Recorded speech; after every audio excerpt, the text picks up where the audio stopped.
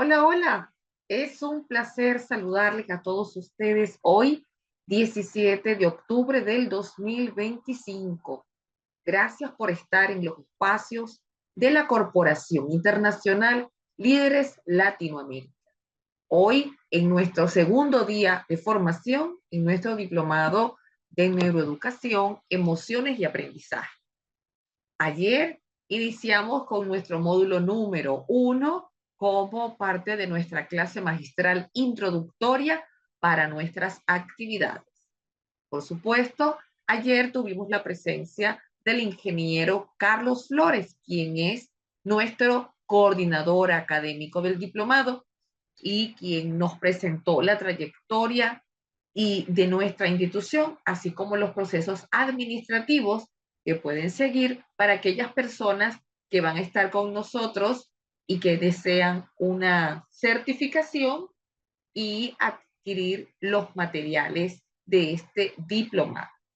Por supuesto, con la información de que nuestro diplomado tiene una duración de 9 días, 8 días corresponden a la formación totalmente gratuita, abierta al público, con acceso provisional a grabaciones y posteriormente entonces tenemos nuestra clase VIP Masterclass, que es el día número 9, con el cual nosotros cerramos nuestra formación. Muy bien, vamos a proseguir con nuestras actividades y entre ellas ya tenemos que iniciar nuestro módulo número 2. Vamos a mostrar nuestra biblioteca virtual.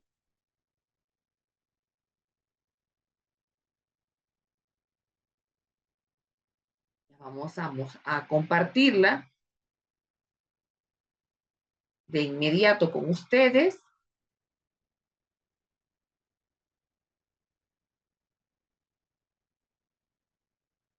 Y como parte de nuestros materiales que mostramos para las personas que tienen este acceso a la carpeta, recordamos que el módulo 1, ayer mostramos nuestra guía de clase, nuestros libros de neuroeducación, de neurodidáctica, les dimos un artículo acerca de las estrategias neurodidácticas como las mandalas, los ejercicios de respiración, y luego vamos ahora a nuestro módulo número 2, que sería el área de lo que es conocer el cerebro, este órgano tan importante que nos permite aprender. Así que hoy, en nuestro módulo número 2, corresponde a lo que sería un repaso neurobiológico para conocer el cerebro, sus partes y sus distintas funciones. Para ello, vamos a darle espacio en esta sección de invitados de las neurociencias al doctor David Bueno. En este conversatorio del doctor David Bueno, quien es genetista y neurocientífico y que tiene pues una experiencia formidable y maravillosa en el campo de la neuroeducación, nos va a hablar acerca de el área de la neuroeducación y por qué es tan importante que entre a nuestras aulas. Así pues, vamos a ver este tipo de plática, vamos a tomar notas porque al final nosotros vamos a generar unas ideas poderosas, ideas formidables, propuestas que nos está dejando el doctor Bueno con respecto a la importancia de la neuroeducación en nuestras aulas y así iniciar lo que es cerebro y aprendizaje para conocer estas claves educativas desde la perspectiva de las neurociencias. Muy bien, hemos escuchado al doctor David Bueno, hablando pues de la importancia de las neurociencias y por qué deben entrar en nuestras aulas. Ahora sí, vamos a habilitar el chat para que puedan participar. Les recordamos que pueden levantar sus manitos para que se le pueda activar el audio y también pueden participar vía chat. Vamos a exponer entonces aquellas propuestas poderosas, aquellas aquellas propuestas que escuchamos de él y que nos parecieron interesantes para poderlas incluir en nuestras aulas. Entonces vamos a redactar, vamos a empezar a mover los dedos y también al engranaje del cerebro para que puedan pensar, reflexionar, porque eso es una estrategia de las neurociencias a partir del aprendizaje significativo, donde le vamos dando la oportunidad al estudiante que pueda reflexionar para que nos presente su exposición con respecto a lo aprendido.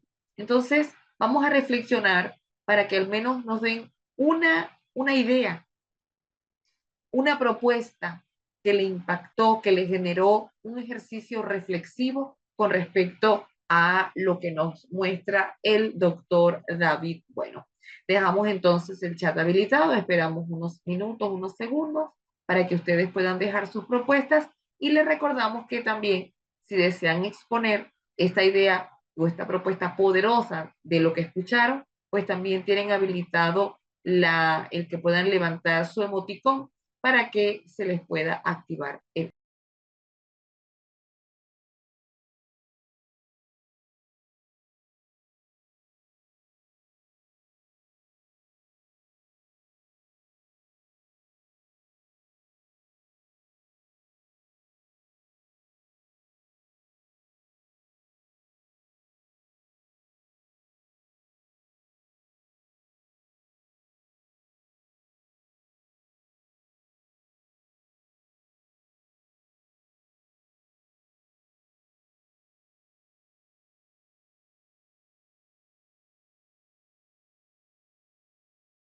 Hola, maestra Fátima. Qué bueno tenerte aquí. Qué bueno, sí, tenerla yo a usted también. Bueno, a mí me encantó lo que dijo el doctor David Bueno acerca del juego. El juego no solamente es entretenimiento, es aprendizaje. Entonces eso significa que a través del juego lo podremos usar, ¿no? Para guiarlos y también otro lado que pueden tener su juego libre para ver cómo se desenvuelven, ¿no? Y esto además de que el cerebro es único y de la neuroplasticidad del cerebro, porque sencillamente, o sea, en el juego se va a dar esa neuroplasticidad, ¿no? Ese es mi aporte. Gracias. Gracias, Fátima. Un placer tenerte aquí, como siempre, con tu elocuencia. Bien, leemos entonces los comentarios del chat. Vamos a ver cómo les impresionó el doctor David. Isamar Moreno, me parece fenomenal. ¿Cuánto daría porque usted misma nos impartiera otro diplomado más adelante enfocado en neurociencia? Bueno, en este momento estamos dando un diplomado en neurociencia. Creo que más adelante no, estamos hoy y en el ahora, como lo dice el mindfulness. Alberto, utilizar el juego como una técnica de aprendizaje. Muy bien, Alberto. Ana Galvis, los niños juegan para aprender. Excelente. Rachel, me llamó la atención cuando dijo que el niño necesita tener tiempo libre para el juego. En el mañana tendrá más capacidad para manejar sus emociones. Pues sí, es que definitivamente la gente no respeta eso en los niños. Hay personas que viven tan angustiadas y tan ansiosas que también pretenden transmitirle eso a sus hijos. Los niños tienen su momento, van a la escuela, hacen las tareas, hacen los deberes del hogar. Y cuando ellos tienen tiempo para jugar o de ocio, hay que respetárselo. Entonces eso es muy importante porque eso hace que nosotros respetemos sus decisiones, su entorno y sus emociones. Gracias, Rachel. Daniela, la importancia de la familia en el aprendizaje de los niños y cómo la relación que se tiene con ellos influye en el desarrollo. Pues sí. Por aquí estaba leyendo un artículo ayer y hoy, y donde muchos ya están comprendiendo que inclusive los mentores, los coaching, te dicen que tu entorno es lo que te decide lo que tú eres y quién y qué harás. Aunque suene muy fuerte, muy duro, pues sí, porque cuando tenemos un entorno donde todas las personas a tu alrededor tienen antivalores, pues definitivamente eso influirá en tus decisiones y en tu comportamiento. En el niño también pasa eso. Por eso en el neurodesarrollo, pues se requiere de ambientes enriquecedores, favorecedores del aprendizaje. Aquí nos dice, bueno, no sé qué nombre tiene porque no conozco ese tipo de marca, pero pienso que sí puede cambiar su nombre para que podamos conocer quién está hablando. Aquí dice, más que cuestionar, es felicitar. Y aquí, ¿quién está cuestionando? A mí no me gusta cuestionar a nadie. Creo que la persona que lo dice no parece que no escuchó la instrucción. Parece que todo lo piensa en negativo. Nosotros estamos haciendo una actividad en este momento para esta persona que puede que no esté orientada con lo que estamos haciendo. Es, es poder expresar cuáles son las ideas y los planteamientos poderosos del doctor Bueno. Entonces, si no creo que si no estaba claro, pues mejor no lo leemos. Mirla, lo de integrarse con los estudiantes y saber qué los motiva. Ay, esa es la clave. Esa es la clave. Que pocos docentes tienen esa capacidad de poder ser más empáticos. Sabemos que, bueno, que no, que los docentes, bueno, son de la época de ellos, que no escuchan la misma música, que no tienen los mismos intereses. Pero definitivamente, pues para dar clase, pues sí hay que hacer. Hay que conectarse con él. Alicia, los niños aprenden jugando. Muy bien. Aide, las intervenciones me llamó mucho la atención cuando manifestó que las materias de gran importancia en el desarrollo neurológico y que favorece la plasticidad cerebral son arte, pintura, música y teatro. Así es. Vamos a seguir leyendo.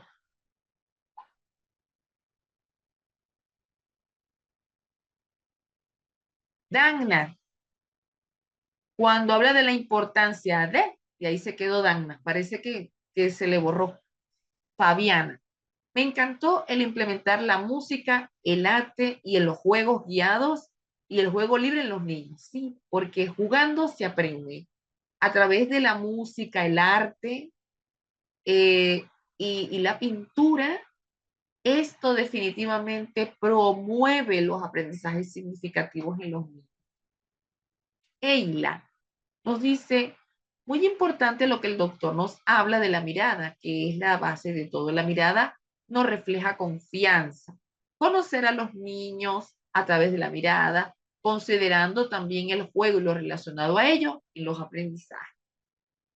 Y Nora, quien dice, la mirada de los niños nos demuestra si están tristes o felices. Muy bien, excelente, muy bueno.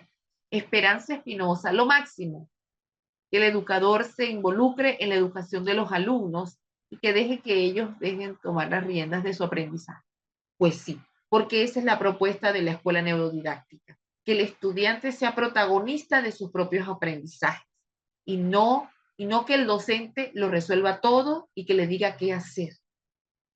Hay que aprender que es muy necesario que nuestros estudiantes puedan tener la capacidad de tomar sus propias decisiones con respecto al aprendizaje guiado. Tenemos también a Gilma. Gilma nos dice, importante intervención del doctor David Bueno en cuanto a la neuroeducación, con su aporte en que las miradas tienen peso y son cruciales y a través de ellas analizamos los estados emocionales de ánimo, alegría, enfado, tristeza. Con la mirada se contagia la autoconfianza. Y eso es la neurona espejo, ¿no? Excelente. Jorge Laine, hola Jorge Laine, qué bueno tenerte aquí al igual que a Fátima. Me pareció interesante lo del juego libre, lo de las miradas entre el maestro y alumno para generar confianza, porque esto se reflejará en los niños y las niñas. Elizabeth Becerra, Lo que me llamó la atención cuando dijo que el juego y las emociones son un motor de aprendizaje, ya que lo que les emociona es lo que hace el recuerdo. Pues sí, de eso también es importante, como porque también está, fíjense, hay una psicóloga que también es experta en inteligencia emocional. Y ella es Begoña Ibarrola, también española, excelente, sus libros son maravillosos. Ella dice, el pegamento, el mejor pegamento para el aprendizaje son las emociones. Entonces, sin emoción no hay aprendizaje. Así es. Gracias, Elizabeth. Sandro dice, hay que entender el juego como juego lúdico y no como simple juego. Muy bien, excelente, así es.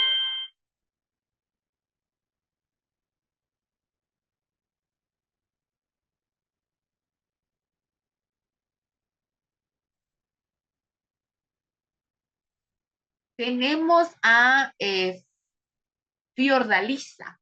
Fiordalisa, es importante darle el espacio a los niños de jugar porque hay que desarrollar sus habilidades. Qué bueno que todos estamos en acuerdo con eso. Yulisa, el entramado, información, conocimiento y sabiduría. Y dice interesante. Excelente planteamiento. Nubelli, interesante sobre las actividades de música, teatro, la artística para el buen desarrollo cognitivo de los niños. Nora, los niños son unos grandes maestros de aprendizaje y se aprende de sus experiencias y son una gran herramienta para brindar lo correcto y preciso para ellos. Sergio nos dice, la lúdica es importante. Isamar, epigenética, influye mucho en el aprendizaje. Aide Vitola, me gustó cómo se habla de la inteligencia artificial, pero darle buen uso y tener en cuenta a la inteligencia natural. Es que si la inteligencia artificial está, hay que usarla. Y estoy muy de acuerdo, pero hay que darle buen uso. Así también lo decimos con respecto a la exposición de pantalla. La tecnología está, es buena, nos, nos brinda un apoyo formidable. El problema está en las personas que utilizan las tecnologías y las pantallas. Un uso desmesurado, un uso no controlado y que se quejan de los niños que se ponen a las pantallas, pero ¿quién expone al niño a la pantalla? ¿Quién le da la pantalla? Porque la pantalla es el teléfono, la tablet, el Smart TV y cualquier otro elemento como videojuego. Entonces, ¿quién se lo aporta al niño? El adulto. Entonces el problema lo tiene la persona, no la tecnología. Son muy buenos, excelente. Sonia Ramírez nos dice la relación de crianza positiva, la integración del docente estudiante, el aprendizaje lúdico, guiado y libre. Muy bien, guiado, más no que el maestro esté diciendo lo que tiene que hacer, ¿verdad? Muy bien. Pandora, como docente les guío en sus equivocaciones para que ellos puedan solventar más adelante en la misma situación, además de generarles cada vez más independencia. Algo sentí. Bueno, Pandora, en las neurociencias privilegia el error para el aprendizaje. Pienso que nosotros debemos privilegiar el error, no para más adelante, sino para el ya y el ahora. Que él vea, que él observe que sí se equivocó, pero que lo puede hacer de manera diferente, para que le sirva ya en el ahora y lo pueda aplicar. Y por supuesto, eso le va a generar, primero, mayor confianza en sí mismo. Y así no vulneramos su autoestima. De maestros, por ejemplo, que maltratan verbalmente al niño por sus equivocaciones sin observar que eso es una oportunidad para aprender. Y Edana nos dice también, Danita, cuando se habla que nuestro cerebro es cambiante y que aprende cada día, se renueva constantemente por nuevos conceptos y habilidades, actitudes aprendidas cada día. Pues me alegro muchísimo que les haya gustado esta propuesta del doctor Bueno, porque así podemos comprender que la base de todo lo que él está hablando es el conocimiento del cerebro. Y entonces, pues vamos a hablar un poquito de lo que es el cerebro.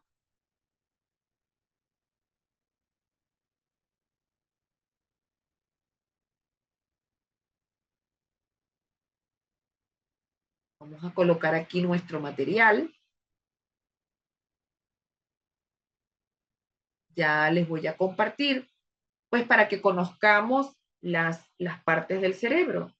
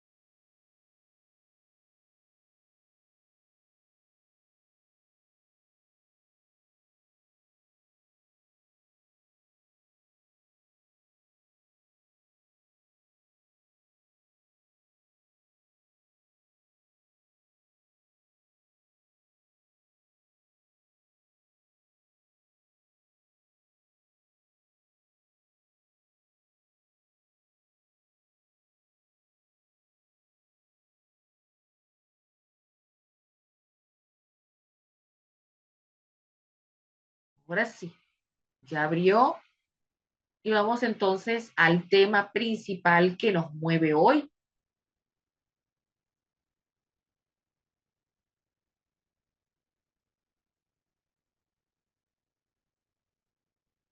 Muy bien.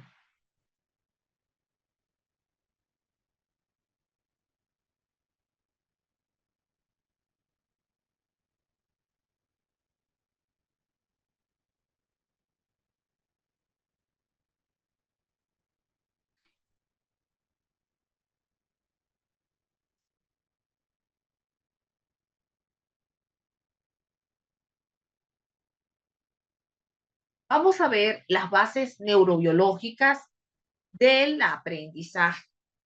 Y para ello, lo primero que tenemos que conocer son qué es el sistema nervioso, cómo se clasifica, ¿sí?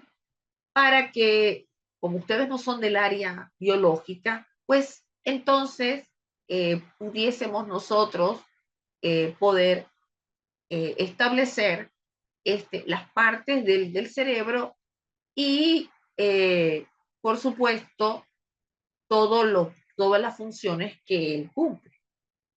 Ante todo, el sistema nervioso es el que administra, gerencia y que es como el director general de una orquesta que va a permitir que nuestro sistema nervioso se integre en sus funciones. Así tenemos el sistema nervioso central,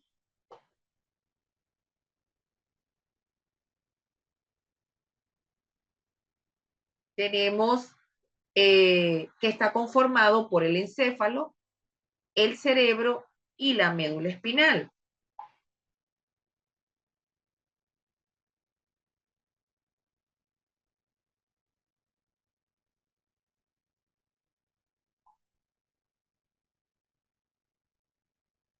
Luego tenemos el sistema nervioso periférico, que estará conformado por el sistema nervioso eh, somático, que tiene los nervios sensitivos, los nervios motores y el sistema nervioso autónomo, como el sistema nervioso simpático y parasimpático. Esto es importante conocerlo porque el sistema que vamos a conocer, que nos interesa especialmente, es el sistema nervioso central, porque es el encéfalo el que nos interesa, porque ese es el órgano primordial del aprendizaje. Sin embargo, esto no quiere decir que los demás sistemas no sean importantes, porque, por ejemplo, en el sistema nervioso autónomo, pues nosotros también, eso es lo que nos lleva a nosotros nuestra conducta día a día. Utilizamos demasiado el simpático, ¿no? Como por ejemplo, los altos niveles de estrés, los altos niveles de ansiedad, el presionar demasiado al alumno hace que el alumno pues libere demasiado cortisol y tenga la intoxicación por cortisol. Y lo que no estamos generando en el alumno son emociones positivas para aprender, como por ejemplo que tenga una buena segregación de dopamina, para que la dopamina, que es esta sustancia neuroquímica que segrega el cerebro y que le permite los procesos de atención y concentración, pero para que se libere, nosotros tenemos que tener importante el generarle a ellos la curiosidad por experimentación. Vemos pues que así como conocemos el sistema por su clasificación, pues es bueno irlos ubicando a nivel topográfico para que podamos nosotros identificar dónde está. Aquí tenemos el cerebro. El cerebro tiene unas áreas, son áreas cerebrales especificadas.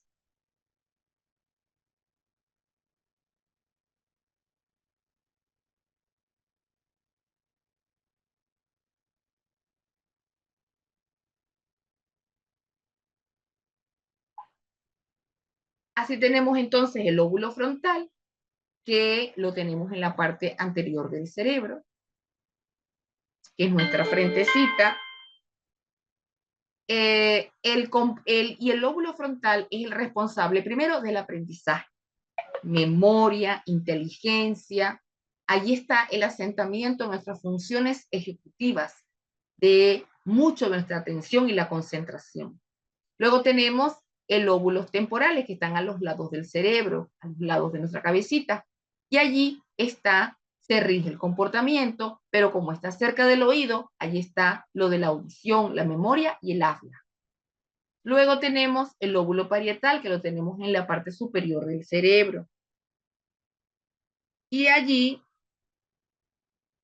vemos que en esa área del cerebro se rige particularmente el poder interpretar las sensaciones, es decir, que allí empiezan a hacerse más conscientes lo que sería los estímulos sensoriales para poder comprender esta integración sensorial.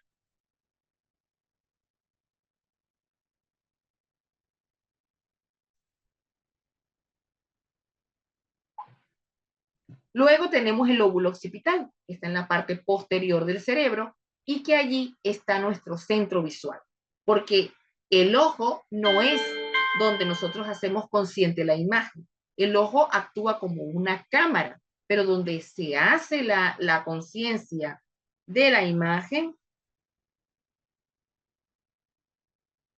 es en el lóbulo occipital.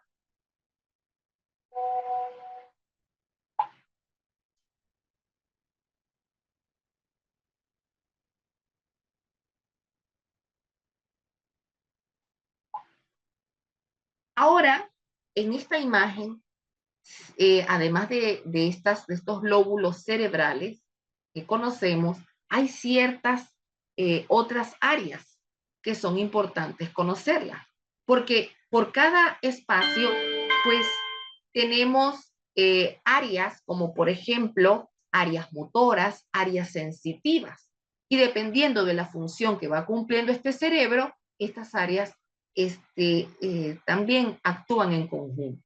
Como por ejemplo, si nosotros estamos hablando que en el lóbulo temporal está nuestra capacidad para hablar, para escuchar y para la memoria,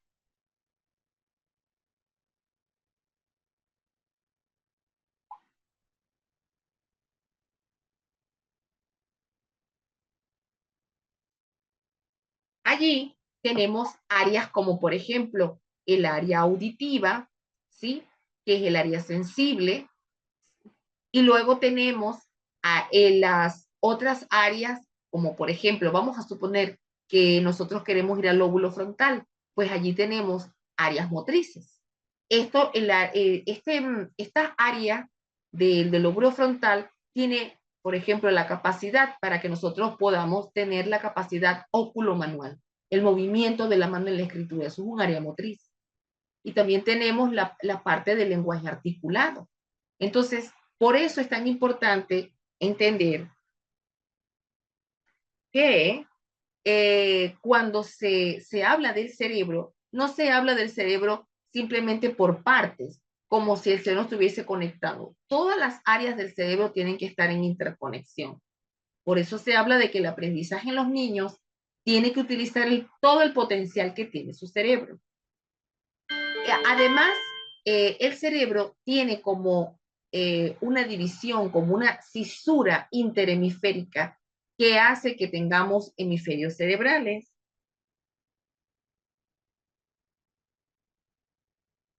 Allí está el hemisferio izquierdo y el hemisferio derecho. Están conectados, no son independientes. Están conectados por una estructura que se llama cuerpo calloso, que eso es lo que permite entonces la transmisión de la información de un hemisferio al otro. La neurona. La neurona, como hablábamos ayer, es lo que permite la transmisión de la información. Entonces, nosotros no funcionamos si las neuronas no se comunican. Por lo tanto, las neuronas tienen un cuerpo y tienen una distribución para poderse conectar. Así entonces, tenemos el cuerpo celular con las dendritas y esas dendritas hacen que yo me pueda conectar con otras dendritas para llevar la información que llevo a través del axón, que allí viaja la información electroquímica. Y los botones terminales es para la segregación de neurotransmisores necesarios para el funcionamiento en la vida diaria. ¿Cuáles serían esos neurotransmisores? Bueno, son muchísimos, pero los que participan en particular para el aprendizaje son la dopamina, porque este es el que aumenta el foco de atención, memoria y placer. La serotonina, porque regula las funciones perceptivas y cognitivas. ¿Sí? Así tenemos la acetilcolina, que aumenta la retención y el aprendizaje, y la noradrenalina, que está especialmente relacionada con la atención. Vamos a explicar pues cada una para que se vea que nosotros sí tenemos que estimular a estos niños para que estos neurotransmisores lo veamos en el aula de clase.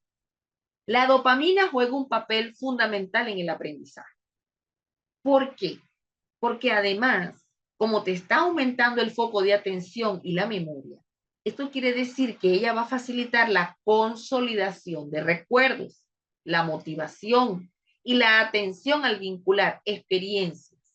Por lo tanto, cuando estas experiencias son negativas, como el castigo, pues ahí va a actuar como una señal. Esta señal que va a ayudar al cerebro para entender qué acciones son beneficiosas y cuáles no, promoviendo la repetición de las primeras, que serían las emociones negativas, repitiendo las emociones positivas y tratando de desvincularse de las negativas. La dopamina también está involucrada en la memoria de trabajo, en la capacidad para planificar, ejecutar movimientos. Entonces, ¿cómo influye la dopamina en el aprendizaje? El aprendizaje por esfuerzo, porque la dopamina se libera cuando ocurre un evento inesperado, placentero, que va a reforzar acciones que conducen a este resultado. Esto ayuda a comprender las consecuencias de los actos que realizamos. La dopamina está relacionada con la motivación y la atención porque cuando hay un propósito y un sentido claro, la dopamina se activa. Y esto facilita entonces la atención y el compromiso con la tarea. Por lo tanto, somos nosotros, los maestros, quienes tenemos que apoyar a que la dopamina circule. El aprendizaje por adversión, porque la dopamina no solamente se asocia con lo positivo, con la recompensa, sino que también se activa a partir de experiencias negativas. La memoria de trabajo. La dopamina es crucial para mantener y procesar información en la memoria de trabajo. Entonces, una disfunción en el sistema dopaminérgico puede afectar esta capacidad. La memoria de trabajo es uno de los tipos de memoria conocidas, además de la memoria de corto plazo, la memoria de largo plazo.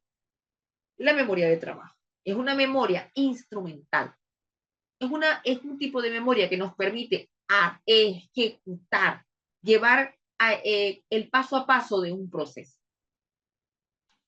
Ahora, las habilidades también se aprenden gracias a la dopamina, porque el aumento de la dopamina hace que se mejore la precisión de habilidades motoras y para, digamos, optimizar la adherencia de objetivos a la tarea.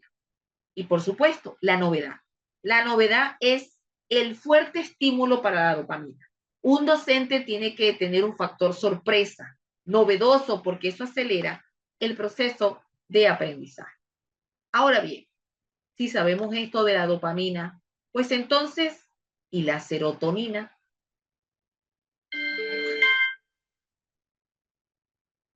¿Qué papel jugará la serotonina en el aprendizaje?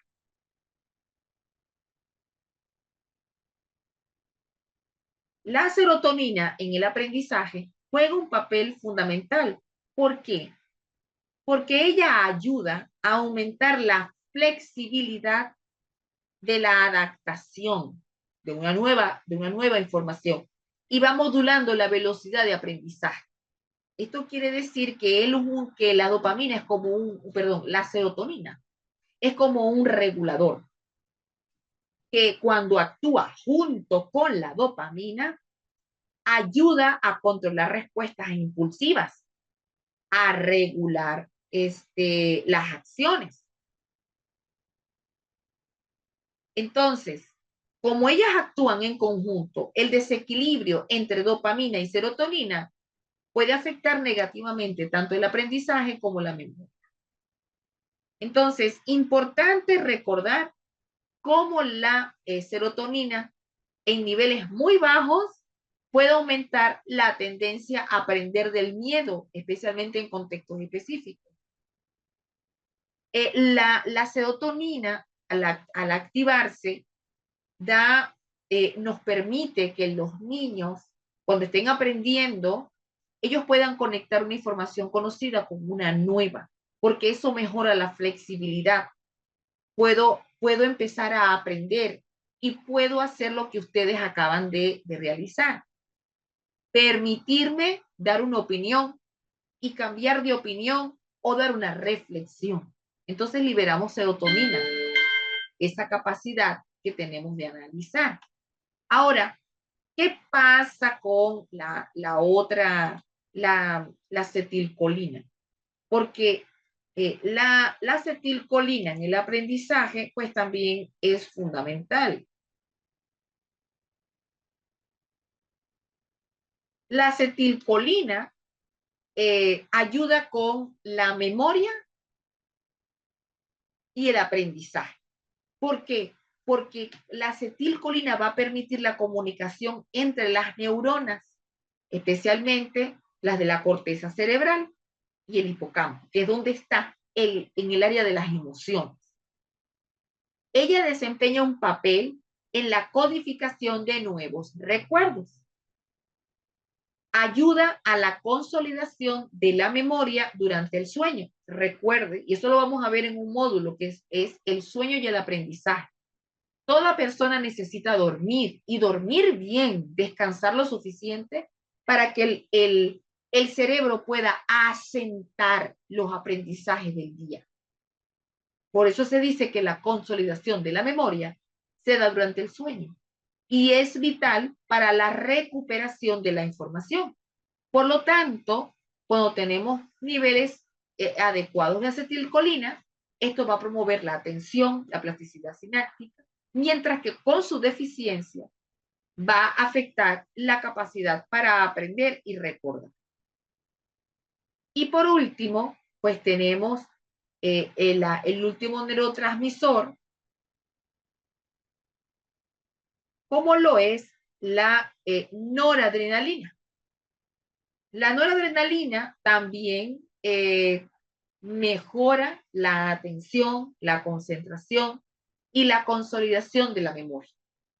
Y esta es la señal que te mantiene alerta y te va a facilitar la retención de nueva información al fortalecer estas conexiones neuronales y mejorar la plasticidad sináptica, especialmente en las áreas del hipocampo.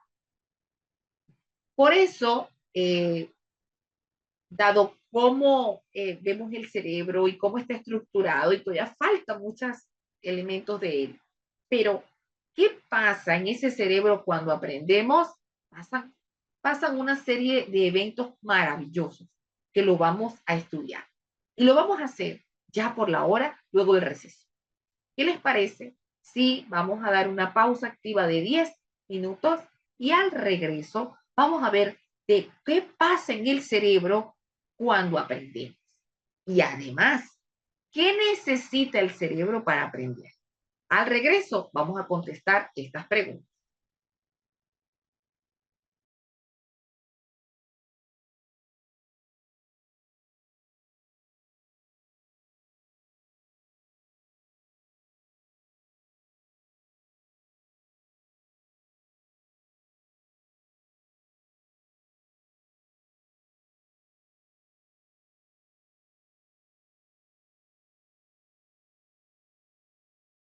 Bien, ya estamos de regreso luego de esta pausa activa con las preguntas de cómo aprende el cerebro y realmente cómo es que necesita para aprender.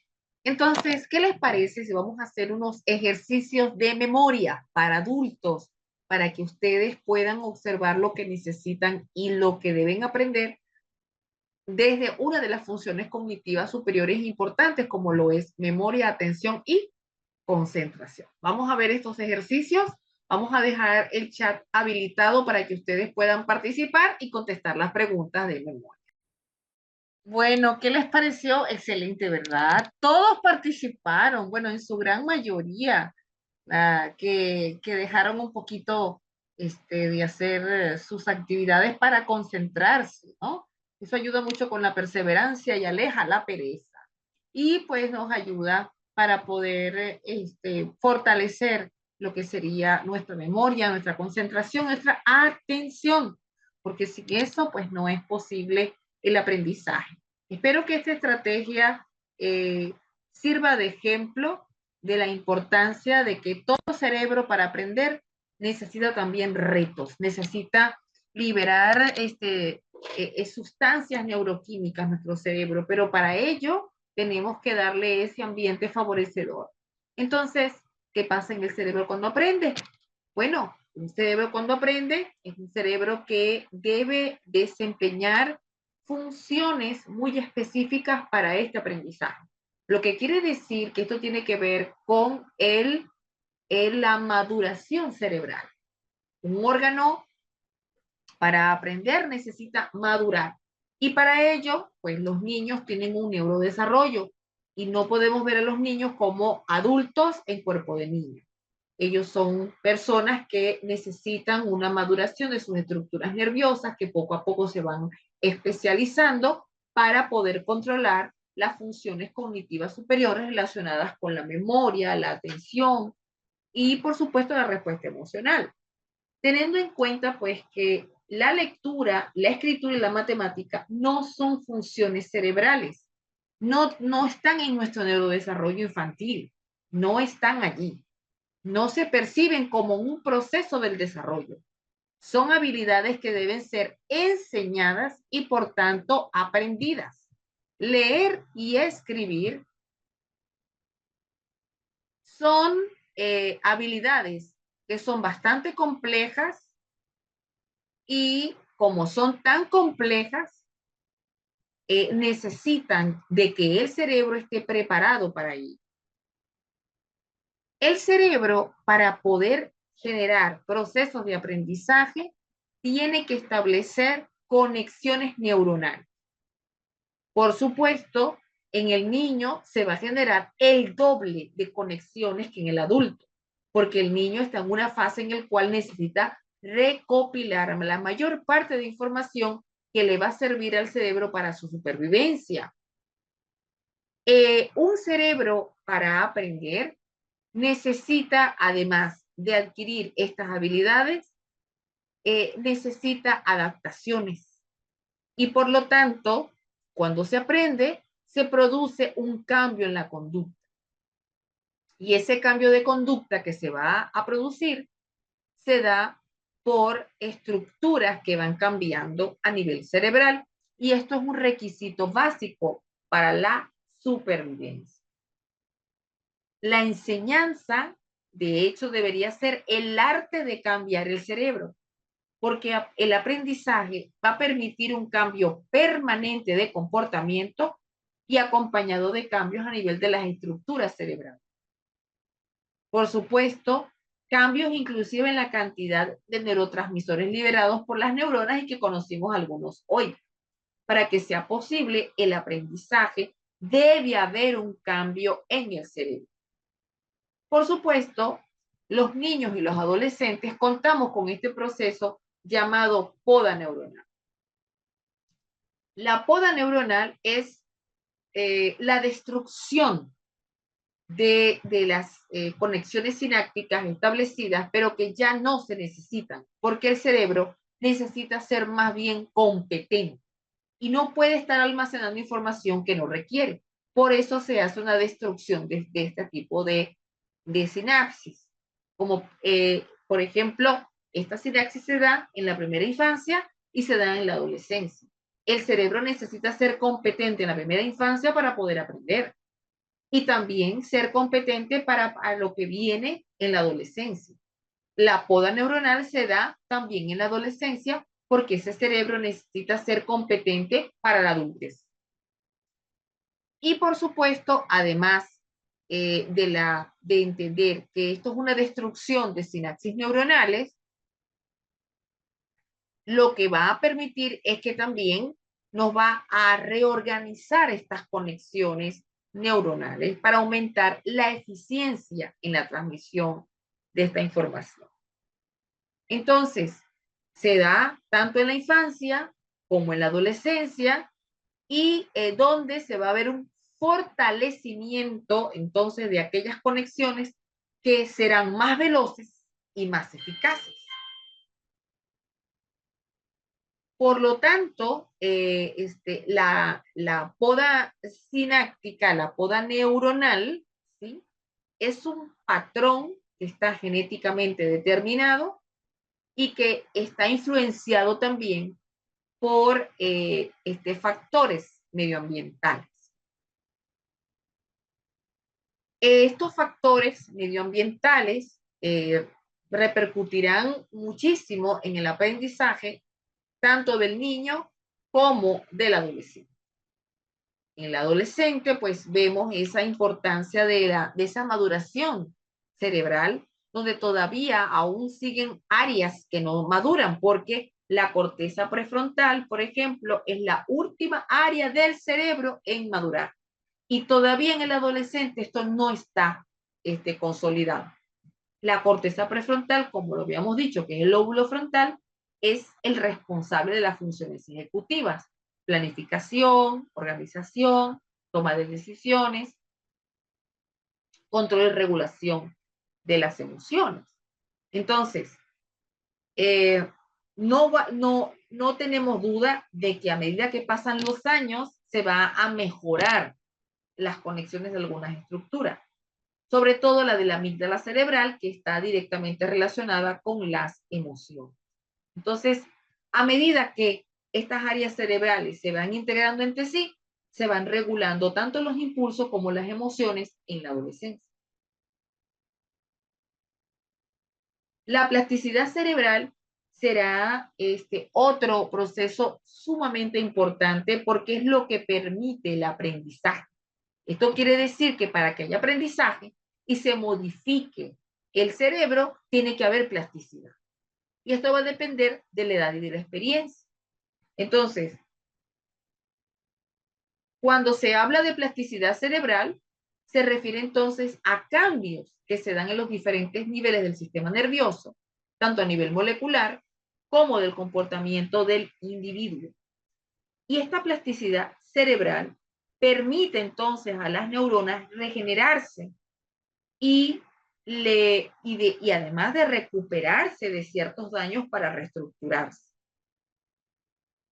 La plasticidad cerebral genera nuevas rutas para que el cerebro pueda aprender con la práctica y gracias a ese contexto enriquecedor que debe tener todo un ser humano. También tenemos otro proceso que es la neurogénesis, que es el nacimiento y la proliferación de nuevas neuronas en el cerebro. Y eso se da muy tempranamente en etapa prenatal para que se pueda permitir que este cerebro tenga capacidad neuronal.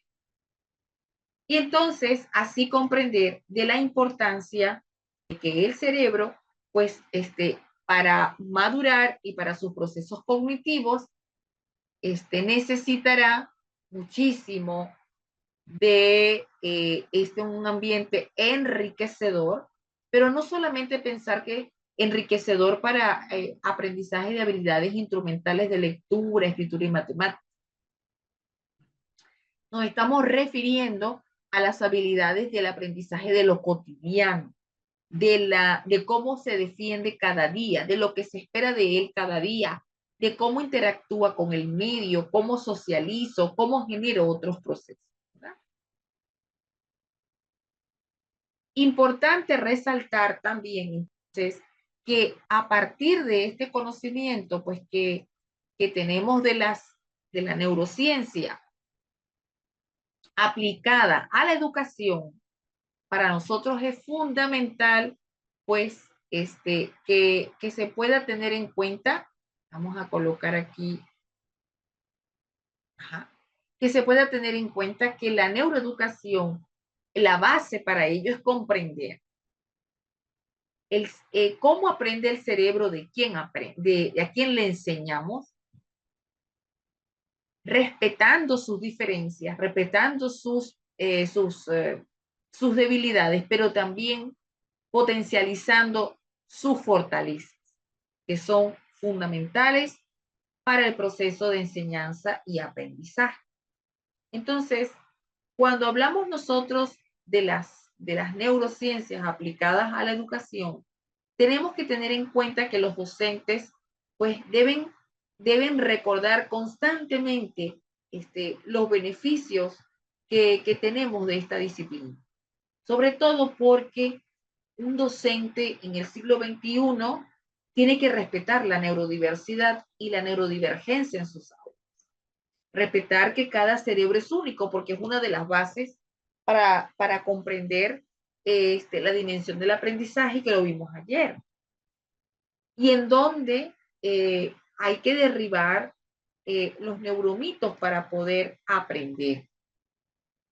Y de neuromitos va a ser nuestro tema número 3, que ya faltan poco para que podamos hablar de estos neuromitos y que están muy anclados en el sistema educativo y que hace que el docente tenga ideas inflexibles con respecto al aprendizaje. ¿Verdad? Bueno, aquí pues tenemos unos materiales que pueden utilizar, que son de gran ayuda para ustedes. Y en estos materiales hay artículos de lectura complementaria como por ejemplo este artículo para complementar el conocimiento que hemos obtenido hoy de lo que es el neuroaprendizaje, fíjense, los principios de la neuroeducación, que esto pues es un artículo súper interesante donde ustedes pueden fundamentar todo lo que hemos platicado hasta este momento y tener mayor profundidad de lo que se requiere para conocer los procesos fundamentales, ¿no? Del cerebro.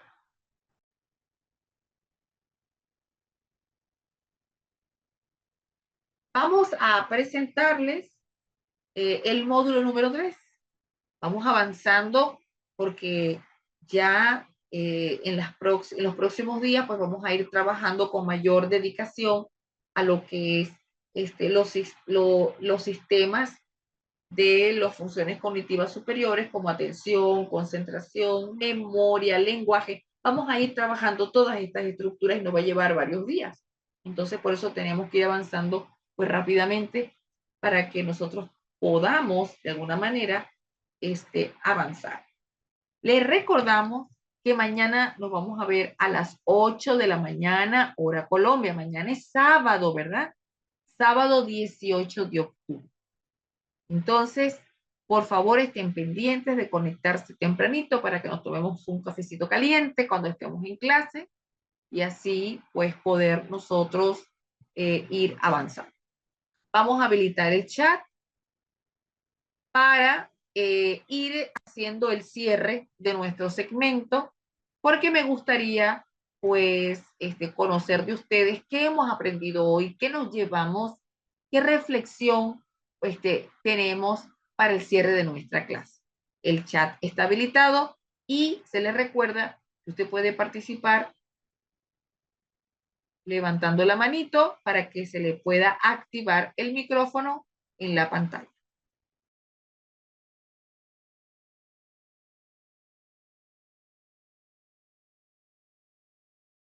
Maestro Héctor, buenas noches. Ya le voy a reactivar su audio para que pueda participar. Buenas noches. ¿Cómo le va? Bienvenido. Buenas noches a todos. Bueno, pues es interesante nuevamente escucharla porque, bueno, pues esta temática en cuanto a todo lo que tiene que ver con el desarrollo del cerebro eh, y todo lo que hasta ahorita he escuchado en un ratito que me pude conectar. Tenemos diferentes aspectos porque nuestro cerebro, si lo estudiamos desde la pirámide del neurodesarrollo, va por pautas, va por tiempos. Porque, por ejemplo, después de que nacemos, el primer año tiene que ver con el neurodesarrollo sensorial, porque a través de los sentidos percibimos todo el mundo. También de 1 a 3 años, pues se va perfeccionando el neurodesarrollo motor y que esto, bueno, pues ayuda a que nosotros desarrollemos ciertas habilidades motrices, tanto finas como gruesas, así como también la ayuda de los reflejos, que esto también genera una maduración que necesita nuestro cerebro. Entre los 3 y 6 años viene el neurodesarrollo social, porque pues esto amplía un poquito más esa capacidad que tenemos para poder eh, interconectarnos o tener una socialización o establecer relaciones interpersonales no solo con la familia, sino en la vida escolar. Y esto genera un cambio también. Ayuda a mejorar también nuestra propia percepción, nuestra autonomía, nuestra independencia, y también nuestro cerebro lo va gestionando con esa cuestión de la poda neuronal, porque después damos apertura al desarrollo del lenguaje a partir de los 6 años. Ahí es cuando viene cierto desarrollo de lo que llamaríamos habilidades del aprendizaje, como la lectura, la escritura, las matemáticas, ¿no? El lenguaje entra en otra categoría en el DSM-5, ¿no? Porque pues ahí también se pueden proyectar lo que hablaríamos desde lo que es dislexia, afasias, dislalias y otras alteraciones, ¿no? Pero es interesante, maestra, todo esto porque, pues al final de cuentas, tenemos que tener otra percepción de cómo nuestro cerebro evoluciona y tenemos que también nosotros como maestros identificar las habilidades, porque habla usted de competencias y una competencia es una habilidad que poseemos y que debemos una estimular o cuando hay niños con algún tipo de problema en el aprendizaje tenemos que empezar a trabajar con ellos a habilitar porque esto nos permite que nosotros como profesionales en el área de la educación pues tengamos una mayor amplitud, más cuando por ejemplo somos psicólogos, ¿no? Y que nos, bueno, a mí me gusta todo este tipo de temáticas porque pues uno no deja uno de aprender, ¿no? Y esto genera también estimulación para nosotros mismos, porque pues hace que tengamos una mejora, ¿no? Porque ya no debemos ser docentes tradicionales, sino docentes innovadores del siglo XXI, porque ya ahora el docente del siglo XXI tiene que manejar nuevas tecnologías, plataformas, y bueno, quien no esté actualizado en esta cuestión, pues está quedando atrasado. Y en ese aspecto, pues nuestros alumnos a veces esperan mucho de nosotros porque cumplimos una función de modelaje. Ese es mi aporte, maestra. Gracias. Y un saludo muy grande, nuevamente por escuchar su clase. Gracias, maestro Héctor. Qué bueno tenerlo de regreso, de vuelta. Me alegra muchísimo tenerlo aquí, sobre todo porque vamos a tener clases sustanciosas con usted aquí cuando venga a reflexionar. Me encanta. Qué bueno. Bienvenido como siempre. Gracias. Bueno, vamos a leer los comentarios en el chat. Dice Marisabel, el aprendizaje ha sido óptimo y significativo. Eso es lo que se lleva Marisabel hoy. ¿Qué se lleva Amalia? Amalia, ¿qué te llevas hoy? La plasticidad cerebral, que se da con la experiencia enriquecedoras en ambientes seguros. Merly,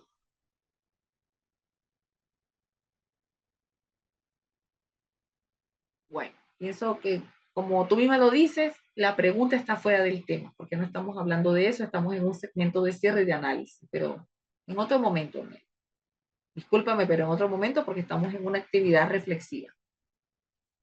Muy bien.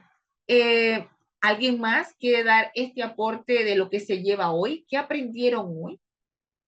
Porque este, mañana, mañana tienen una evaluación, mañana tienen examen, mañana se van a enfrentar con la dopamina de los retos. Mañana tienen una autoevaluación corta, bien sencilla, para poder medir sus conocimientos adquiridos y esto nos sirve un poco para poder repasar y acariciar los temas que tenemos pendientes. Así que si alguien más nos quiere dar otro aporte, excelente. Y así estar preparados para lo de mañana, porque mañana sí vamos a tener ese reto y yo premio porque hay un sistema de recompensa cerebral. El cerebro necesita trabajar con recompensa. Entonces, las personas que acierten, pues se llevan un regalo. ¿Cuál es el regalo? Es una muestra de los libros que tenemos en la biblioteca virtual. Se lo llevan de regalo. Fátima, Espino nos dice la poda neuronal porque nos ayuda a eliminar lo que el cerebro no necesita para construir nuevas sinapsis. Exacto, y ser más competente. Cristina, podemos activar el cerebro y el aprendizaje del niño a través de ejercicios de memorización. Hoy lo aprendió. Amalia, el aprendizaje a través del juego, el asombro y la novedad. Es lo que se lleva Amalia. Miguel Nach, muy buena ponencia, aprendió mucho, pero no sabemos qué fue lo que aprendió. Creo que eso es lo que tenemos que detectar hoy. ¿Qué se está llevando? Esperanza Espinosa, gracias por el contenido recibido. En el aprendizaje se producen cambios en el cerebro. Marelis, la neuroplasticidad cerebral, nos la activamos cuando con nuestra dopamina, haciendo lo que nos gusta. Meditación, qué bueno, Marelis lo aprendió así. Me alegra muchísimo que se estén llevando información potente, potente, porque eso nos acerca mucho al conocimiento.